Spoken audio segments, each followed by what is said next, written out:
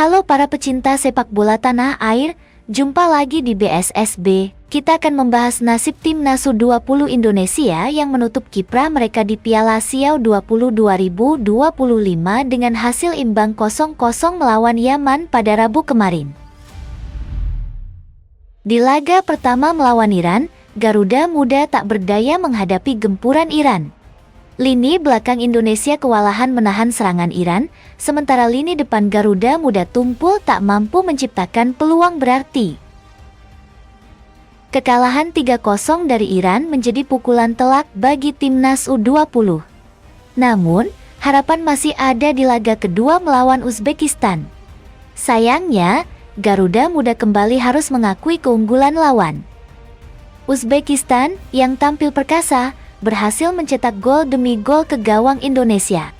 Skor akhir 1-3 untuk Uzbekistan, dan timnas Indonesia U20 harus pulang dengan tangan hampa. Ya, kekalahan ini harus menjadi bahan evaluasi bagi timnas Indonesia U20 maupun PSSI. Kita harus belajar dari kesalahan, memperbaiki kekurangan, dan bangkit kembali di masa depan. Kegagalan timnas U20 Indonesia di Piala Asia U20 2025 memicu kritik tajam terhadap pelatih Indra Safri. Ketua Badan Tim Nasional, Sumarji, mengungkapkan kekecewaannya terhadap hasil yang diraih. Mengingat tim telah menjalani pemusatan latihan TC dalam waktu yang cukup lama di berbagai negara seperti Italia, Prancis, Korea Selatan, dan Jepang. Kami dari BTN sudah mempersiapkan ini dengan baik-baiknya. TC juga sudah cukup panjang, ujar Sumarji. Selain itu, Indra Safri juga mengakui adanya kesalahan taktik yang berkontribusi pada kekalahan tim.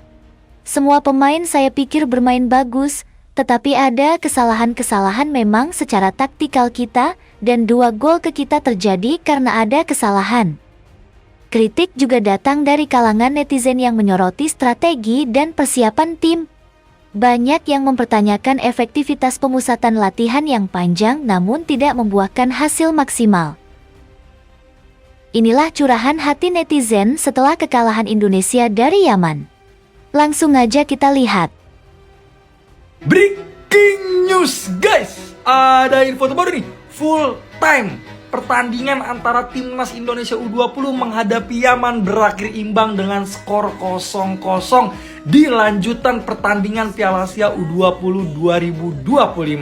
Tidak ada gol tercipta, permainan, waduh, bener-bener ya guys. Bener-bener kalau gue bilang kacau ya, amburadul. Jadi ini PR nih untuk timnas Indonesia U20 ya. Pada Piala Asia U20 2023 di bawah asuhan Coach Sintayong, timnas Indonesia mampu mengoleksi 4 poin. Jika tidak ingin dibandingkan, berikan yang terbaik. Gitu loh. Untuk kedepannya ini harus ada evaluasi untuk Coach Indra Safri nih ya. Aduh, udah pokoknya tetap semangat buat timnas Indonesia U20. Jangan menyerah, tetap tingkatkan kualitas, potensi, dan performa. Let's go Garuda Muda, bravo timnas Indonesia. Timnas asuhan Indra Safri berhasil menahan imbang tim kuat Yaman.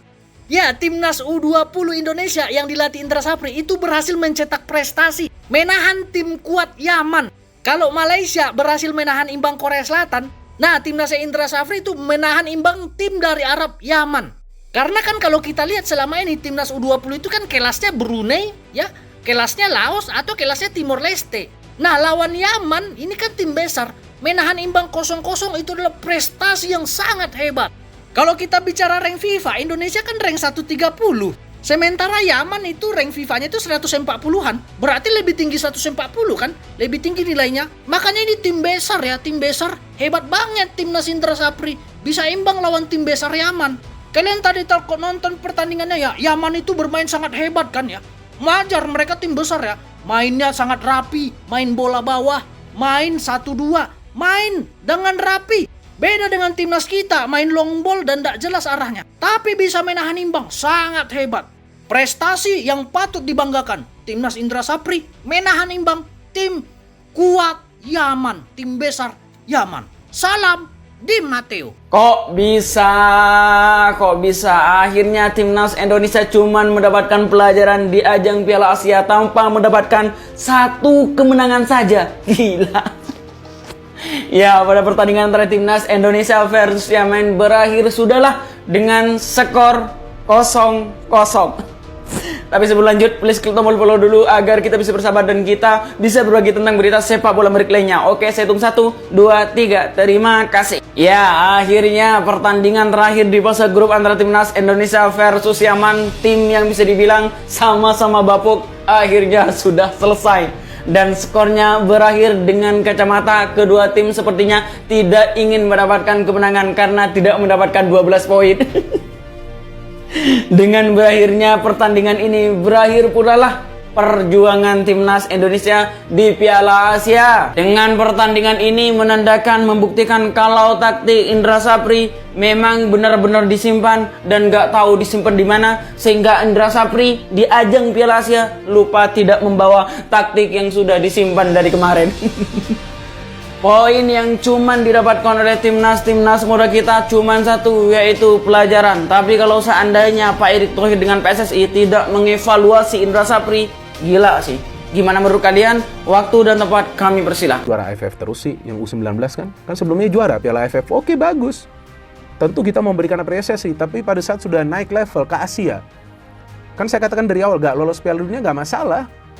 Ya, kalau memang gak lolos dari fase grup, ya tapi mainnya bagus, ya itu juga gak masalah. Tapi gak bisa lolos dari fase grup, gak bisa meraih kemenangan, hanya mencetak 1 gol, tapi mainnya sorry, ya, dalam tanda kutip, amburadul. Apa yang bisa kita harapkan dengan generasi baru dari timnas Indonesia U20 ini? Apakah akan ada pemain yang diorbitkan ke timnas senior? Saya gak yakin dalam waktu dekat ini.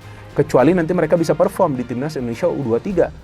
Yang saya harapkan pelatihnya adalah pelatih kelas dunia. Ya jujur, kalau memang targetnya melolos ke Olimpiade.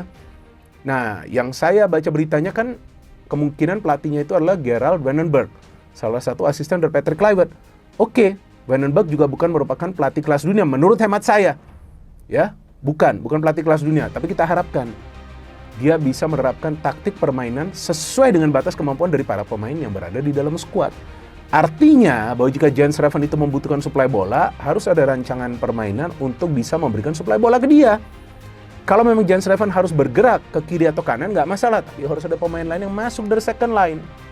Kalau nggak ada sinkronisasi dalam arti pergerakan dengan dan tanpa bola, gimana caranya timnas Indonesia U20 bisa bermain rapi agar bisa menciptakan banyak peluang emas dan tentunya dengan harapan untuk bisa mencetak gol. Paham atau tidak? Kalau nggak paham, ulangi lagi. Berakhirlah sudah permainan dari timnas U20, di mana di pertandingan terakhirnya untuk menghadapi Yaman bermain imbang 0-0. Ada yang nonton? Ada yang kuat nontonnya? Mari kita bahas, boy. Untuk starting line up-nya terdapat beberapa perubahan nih, boy, terutama di posisi penjaga gawang si Fitrah ini yang berkali-kali menyelamatkan gawang kita dari kebobolan, di mana sisanya pemain kunci ya kayak Kadek Arel, Donitri, El Mangkir, Tony Firmansyah, Welber yang akhirnya kembali ke starting line up, di mana pertandingan ini sebenarnya udah nggak penting-penting amat gitu. Dan kembalinya Arliansyah si lari-lari sampai lupa ingatan, di mana secara permainan nggak ada perubahan yang signifikan amat, terutama antisipasi bola atas. Beruntung banget di babak kedua kita nggak kegolan sama Yaman, boy.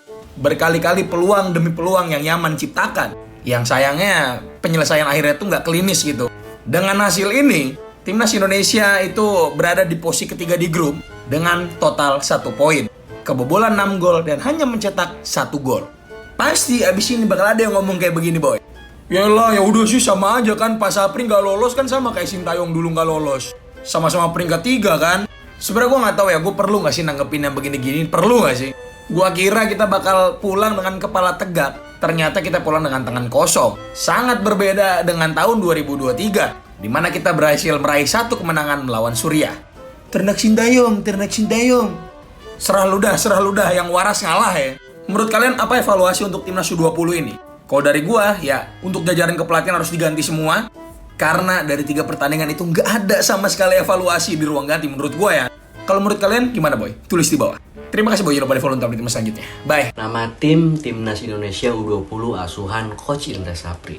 Cita-cita ingin lolos Piala Dunia lewat jalur Piala Asia. Jurus pamungkas belum dikeluarkan karena takut dipelajari sama musuh. Masih menunggu turnamen yang sesungguhnya, yaitu AFF, turnamen paling bergengsi sejagat raya ini. Ketinggian nih sepertinya target yang dikasih sama PSSI. Bayangin aja 3 kali pertandingan gak sekalipun meraih kemenangan di Piala Asia U20 ini, Bor. Gua kira lawan Yaman bakal menang mudah. Ternyata Indonesia dan Yaman itu 11-12 pinternya, Bor. Malah di menit-menit akhir diobok-obok sama Yaman. Disclaimer dulu nih gue nih. Gue pengen menitik salah satu pemain dari Timnas U20 yang selalu jadi andalan di lini tengah Timnas U20, yaitu Tony Firmansyah, Bor. Yang namanya juga sering disebut-sebut sama komentator kalau lagi main. Gue pengen tanya nih, istimewanya apa sih dari pemain ini? Perasaan sering banget disebut-sebut kalau lagi main. Terus selalu jadi andalan Coach Indra Safri. Padahal menurut gue ya kreativitasnya minim banget. Skill individu gak kelihatan. Duel sama lawan juga kalah mulu perasaan. Maksud gue, apa yang istimewa dari pemain ini gitu? Kok bisa-bisanya main hampir full 90 menit dan selalu jadi pilihan utama Coach Indra Safri di Piala Asia ini? Mendingan juga Welber Jardim sih kalau menurut gue. Jauh kemana-mana, Bor, dari sisi visi bermainnya. Silahkan, Bor, komentarnya. Segitu dulu dari gue. Jangan lupa di follow untuk info selanjutnya. Terima kasih. Memang sih, mereka masih kelompok usia. Banyak juga yang bilang, apa yang kalian harapkan dari kelompok usia? Ya udah, kasih dukungan aja. Betul, kita harus kasih dukungan. Tapi kalau mereka nggak perform, kita ngerasa kayak, kau udah TC lama-lama, tapi kau performnya kayak begini, untuk apa gitu?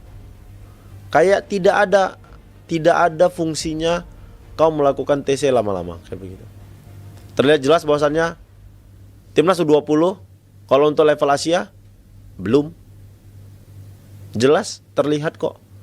Kita harus fair. Kalau emang bagus kita bilang bagus. Kalau emang nggak bagus ya nggak bagus. Kemarin di pertandingan pertama Timnas kita mainnya tidak bagus sama sekali. Pertandingan kedua ada peningkatan.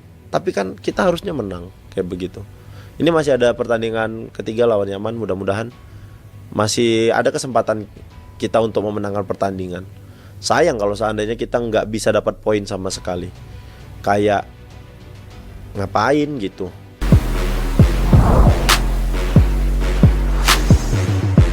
Jangan heran Timnas Indonesia benar-benar diobok-obok oleh Yaman di babak kedua dalam laga terakhir Piala Asia U20 malam ini. Aduh.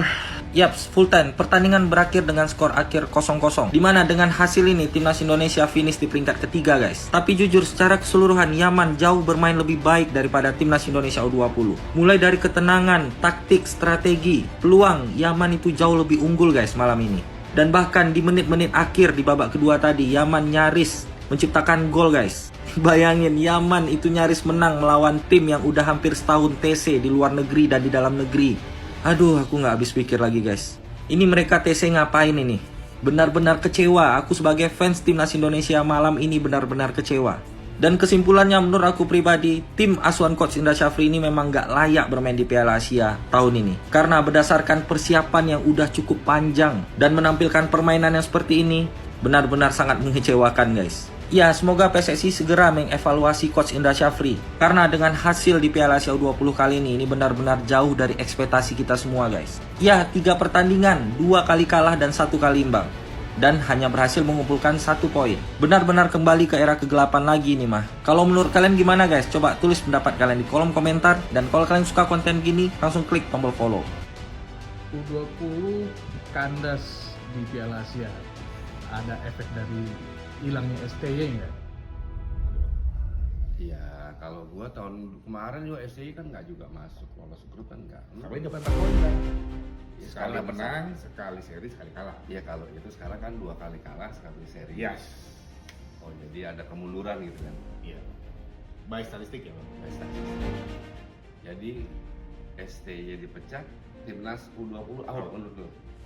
Iya Bang, iya juga. Oh, iya, faktanya begitu ya. Faktanya Memang gitu, begitu, Bang. faktanya begitu sih. STY dipecat, U20 out. Fakta, meskipun STY juga bawa tim U20 juga Out juga waktu out itu. juga gitu. Ini kalau dulu penyebabnya apa? Kalau menurut gua karena pakai TC jangka panjang, mestinya mereka Iya, karena memang kita nggak punya kompetisi di umur tuh bang. Jelas itu. Ya, Nggak itu ada. PSSI dong. Iya sih bang. Menurut lu PSSI harus buat. Harus lah bang. Ya tapi PSSI sibuknya kan ini.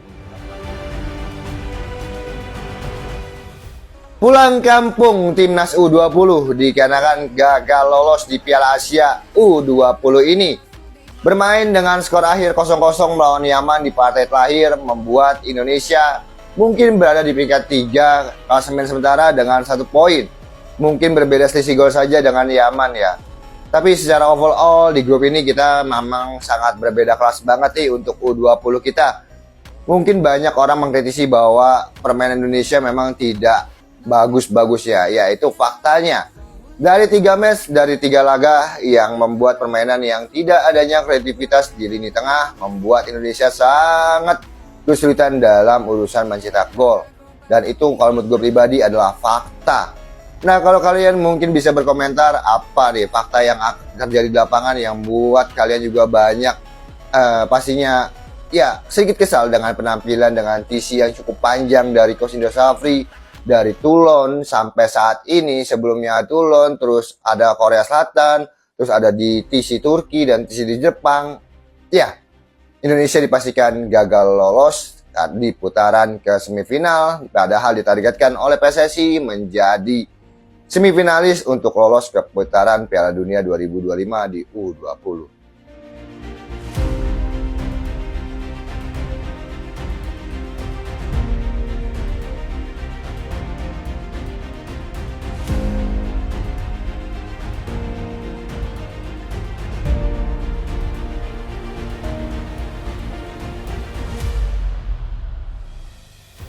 Menurut kalian bagaimana? Jangan lupa untuk tuliskan komentar kalian di bawah video ini. Mari kita diskusikan bersama demi kemajuan sepak bola Indonesia. Dan untuk teman-teman jangan lupa untuk subscribe dan like ya. Sampai jumpa di berita selanjutnya.